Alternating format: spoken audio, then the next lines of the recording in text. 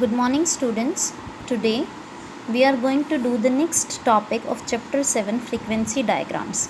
Histograms and polygon we did yesterday. Today we are going to cover the next two types of frequency diagrams, curve and ogive.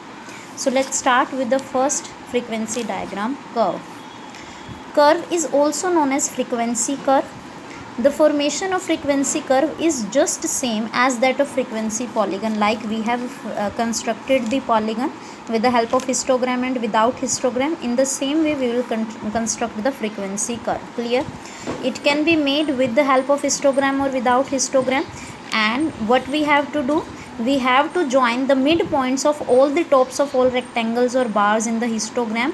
And if we are not using the histogram, then we have to plot the frequencies according to the mid values of the series. Clear? In any of the way we can plot the frequencies at the graph, and then we have to join those frequencies. But the main difference here is, in the polygon we have to join that by a ruler or a scale, but here in the curve we will join them by free hand. Means we will not use ruler or scale, we will just join those points with free hand. Clear? Then it will be termed as a free hand curve. Here is an example to make this understand. Following is a data given to you. You have to make a frequency curve of the following data. Ages are given in years, that is 0 to 10, 10 to 20, 20 to 30. These are the class intervals. And number of residents are given. It means the number of residents between age to 0 to 10 are 150. Number of residents between 10 to 20 years of age are 300. So this is the number of residents. We have to plot this in form of frequency curve.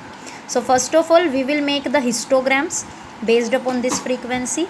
See here, we have made a diagram over here with the heading number of residents corresponding to different age groups.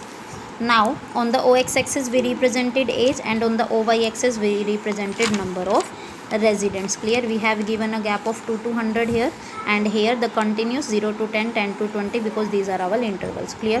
Now we'll make the histogram as we made earlier by joining the adjacent bars for each and every class interval it is given. Now the top of each rectangle or bar we have to point out the midpoints. Like here the midpoint is this one, in the second bar this is the midpoint, and in the third bar this is the midpoint. Like in this way we have to point the midpoints of all the top of the bars.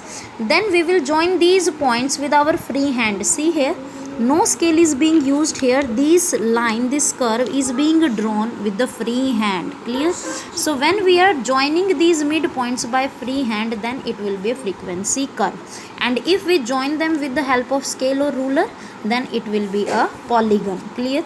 So the main difference between polygon and curve is, in polygon we join the midpoints by using scale, but in frequency curve we join the midpoints by using free hand. Clear? We do not use scale here. So this is the frequency curve.